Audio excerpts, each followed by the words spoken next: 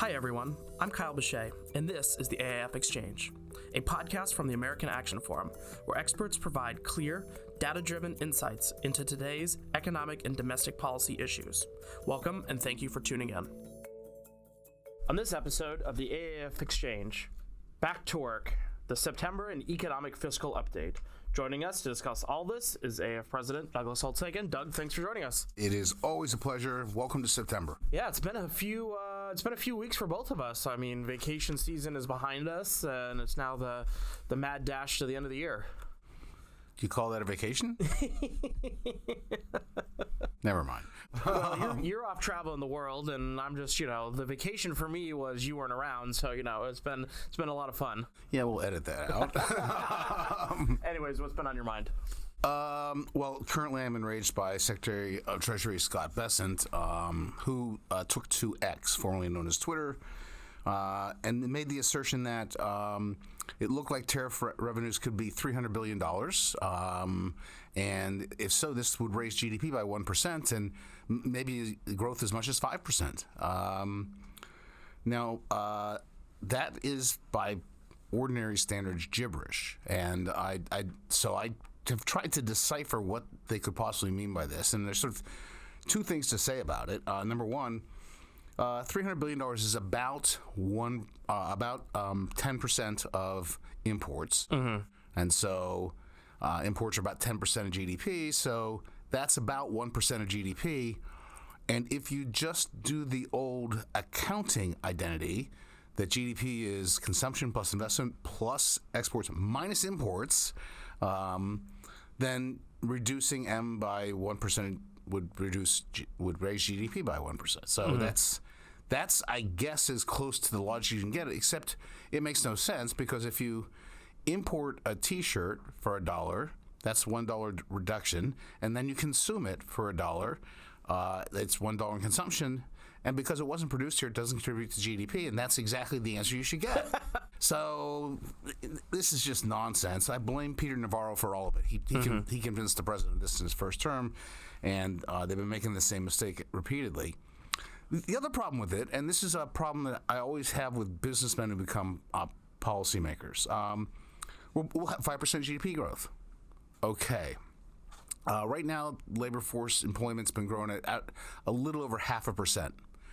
So since GDP is employees and employee productivity, you need labor productivity of 4.5% growth. Yep.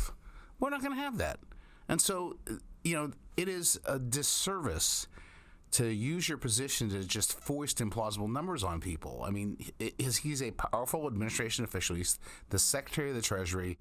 He's got an army of people who can do the analysis and fact check him. And so don't do this. And so I'm enraged by that. Yeah. I mean, to me, it doesn't pass a lot of tests. I mean, first of all, you're going to it's a tax increase.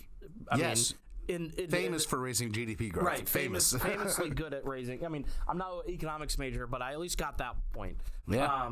And then the second one is, doesn't it hurt their argument? We'll get to IEPA court case in a while, but doesn't that hurt? Jacob pointed this out to me the other day, or I think this morning, basically saying that it harms their court case because their whole court case is about, no, they can do this outside of Congress, but then they're saying it's revenue boosting, which is Congress's purview, and so it seems to be very disjointed in their argument here. Yes. No one has ever accused the Trump administration of being so principled that it couldn't have any flexibility in explanations. That's not their problem. All right, let's move on from that, and we'll get back to the IEPA conversation in a second. But Congress is back from its August recess. Yes. And there's not only a big to-do list, but there's also a pretty solid feeling of uncertainty going on right now. So let's walk through some of those key issues. Okay. You wrote a great dish about this Tuesday. So let's start with the economy. What's the latest here? Well, if you're trying to figure out where the economy is going, you sort of look at the supply side, especially in the near term. You're going to look at the labor market, and the unemployment rate remains low, but employment growth is very slow, 0.6% annual rate so far this year. That's well down from half of what it was last year. Because they have so slowed the growth of the labor force with the deportations, the unemployment rate has remained low. But there's no real hiring going on. There's no real firing going on. The labor market's just sort of frozen in place. And that we've noticed this before. It's not changed in the past couple of months. As is my habit, I read the USA Today headlines to see what real people are worried about. And the price and layoff issues are increasingly creeping into those headlines. So no big numbers yet, but there's concerns out there. Then you just sort of start looking at the demand side. You say, okay, are people spending money? Are they confident? And the answer on the consumer side is certainly super cautious. Like, consumption growth has just collapsed. Also very close to zero. Goods in particular, the place where you think tariffs would hit the most, 0.3% so far, annual rate. That's really weak. Services are at 0.7. Government spending is supposed to slow down. We're not supposed to be doing a spending binge here. So what does that leave us? Well, investment. And as it turns out, residential investment is just, we all know this, the housing market's in a collapse. Non-residential investment, structures by businesses, weak, negative numbers there as well. But the bright spot on the spending side is business equipment and software, growing at double digits. And that's probably AI, a lot of data centers, a lot of things like that, the servers that go in those data centers. And then also the One Big Beautiful Bill Act doesn't get a lot of attention anymore, but it did have provisions which were backdated to January 1st of this year that allowed firms to expense their purchases of equipment, software, and R&D, and that probably helps some, right? If you're a business doing the math on what's my tax bill and deciding whether to make the investment, well, you're getting a full deduction of it. It matters, and so the cash flow there will help out. Yeah. How much will Friday's jobs number tell us about? How much will that? What will that tell us about the economy? It can't stay at stall speed forever. Yeah. It goes one of two ways. And so, we're going to look at every data point and say, do you see further weakening? And the concern, of course, is that if you look at things like the purchasing manager surveys, ISM surveys, if you look at the comments in the manufacturing survey this week, one comment described it as worse than the Great Recession. That's not very appealing. And we've seen in other soft indicators concern about the outlook for jobs and this consumer sentiment numbers, things like that.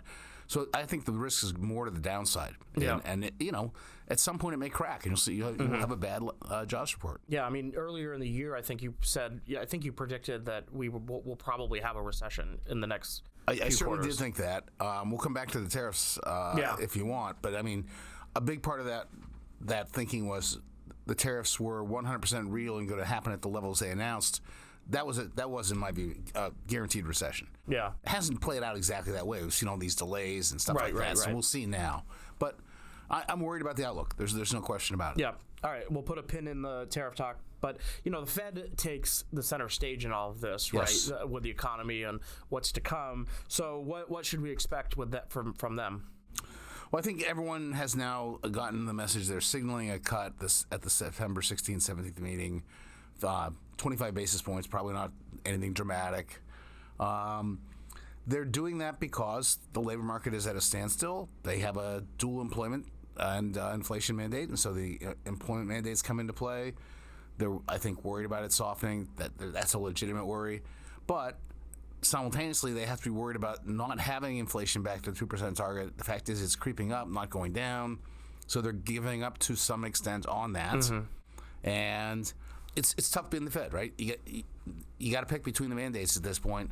Looks like they're going to side on the side of lower rates, but again, at the beginning of the year, I thought, okay, we're likely to have a recession. The Fed's likely to cut 2 times because of the employment mandate. We seem to be on track for roughly that, but we still haven't got inflation down to where we'd like. Yeah. Now, for everyone listening, and there should be hundreds of thousands of you, I assume. The thing the Fed is going to be looking at is what do people think of inflation of the inflation outlook. So they're going to look at expectations, and if people are still expecting 2 years out, 3 years out, 4 years out, inflation's at the 2% target, they're not going to worry about drifting up a little bit. But if when it drifts up, people's expectations drift up, then you got a problem, because then they're building higher inflation into everything they do. Yeah. Well, they not only have all those to worry about, but they also have all the politics around them right now to worry about. Yes. Which I do not envy their position at all. Yeah.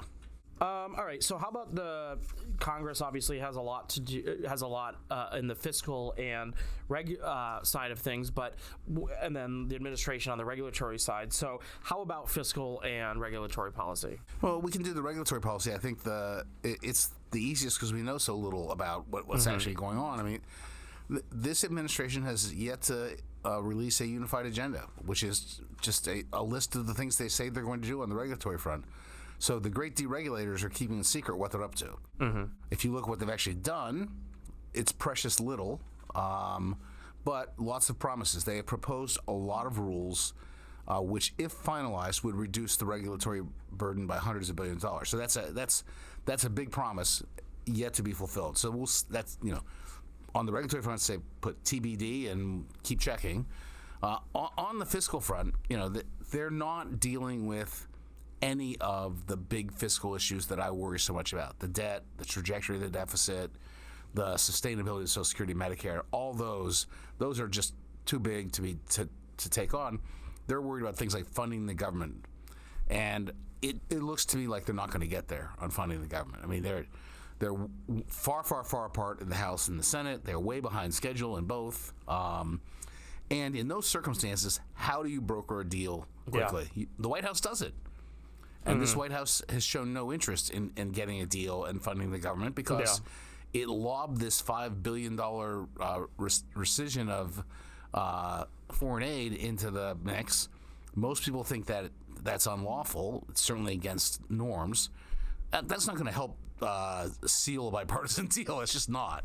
And so either they will go to a CR or they'll shut it down. Yeah. And I think a shutdown's not unlikely. I mean, it seems to me that we're in the posturing stage of all this, right? Like, mean, we had, Democrats, like you said, on the Hill basically saying, the rescission, you've already, we want guarantees, and then, which the White House is unwilling to give. And then on the Republicans are already starting to push like, oh, this is going to be the Schumer shutdown again and things like that. So those are kind of the only thing I'm really hearing on the funding debate. So I think you have that right because, we've been through government shutdowns before. We worry about them a lot. This movie's been seen. But what we do know is that they're not economically damaging. Like, you typically have some shifting in the timing of economic activity gets pushed off till after the government comes back. They always make up their pay. When they do the all-in costs of a government shutdown, it looks like it's a couple of $1 billion in a $30 trillion economy. It just doesn't. It's not much. Yeah. So it's got to be about the politics. Yeah. And who gets blamed for the shutdown? And that's all they're doing right now is laying the predicate for who should get blamed. Right. On the regulatory front, it's kind of astonishing to me that we haven't done more about this. I mean, I thought coming in, we had the big talk about the 10-to-1. We had the Trump, 1 in 10 out. Yeah, wow. We had the Trump regulatory budgets were going to come back that we saw in the first term that were successful from their point of view. So I mean, it's kind of and of course, they're coming in from a Biden administration that set record numbers in regulatory costs. So it should just be easy to I would imagine for them to get off the eraser and start the deregulatory process. You're singing off my song sheet here. I mean, that's what I thought too. I mean, we've had this conversation. I mean, the one thing that stood out from his first term was the regulatory successes. Same team is back, same techniques. I thought they'd hit the ground running. We'd see a lot more by now. Yeah, but we haven't. And it's a bit baffling, honestly. Yeah, I told Dan at the beginning of the year he's going to become my favorite guest, and I've barely seen him. You told him what? He was going to become my favorite. Excuse me, Kyle. I'm sitting right here. My favorite non-Doug guest. This is usually where I do the interlude and ask you a trivia question, but I don't have one prepared this time around, so we'll press on, I suppose. I guess we probably should finish the podcast. Yeah, go. All right, so we'll finish up talking about the Trump tariffs. Okay. There was a recent. We'll start here. There's a recent court ruling overturning some of them, the IEEPA ones. What happened, and how might this impact tariffs moving forward? So as we've discussed in the past, there's several flavors of tariffs. There are sectoral tariffs on things like autos and steel and aluminum. There are, quote, Section 301 tariffs against China in particular. We started a case against Brazil. Those are country-specific, and they have grounding. There's a reason why we have them. And then there are the so-called universal and reciprocal tariffs. These are the across-the-board tariffs the president's been levying on every country, and they were levied under the auspices of the International Economic Emergency Powers Act. He declared an international economic emergency because of the sustained trade deficits that we've run. That was the grounds for the emergency, and used that as the jumping off point for these tariffs.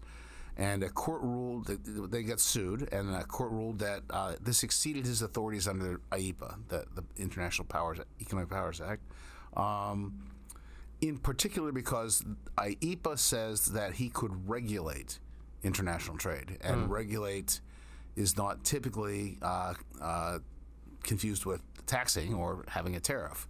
And the court ruled that if Congress had intended for him to levy tariffs, it would have included explicit delegation of tariff powers. And so they said he exceeded his authorities, and they got to go.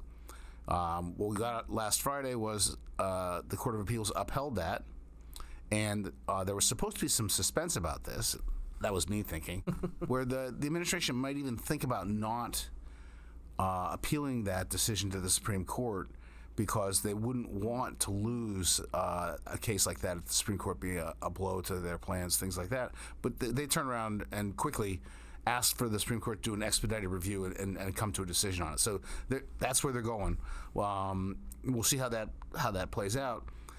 Either way, my view is that the president has signaled very, very, very clearly now the level of tariffs with which he is comfortable. And if they take them away under IEEPA, he will put them back some other way. Yeah. So it is not how much will we get in the way of tariff barriers, it's how will we get there. And it might take him longer to put them up, but I mean, that's where they're going.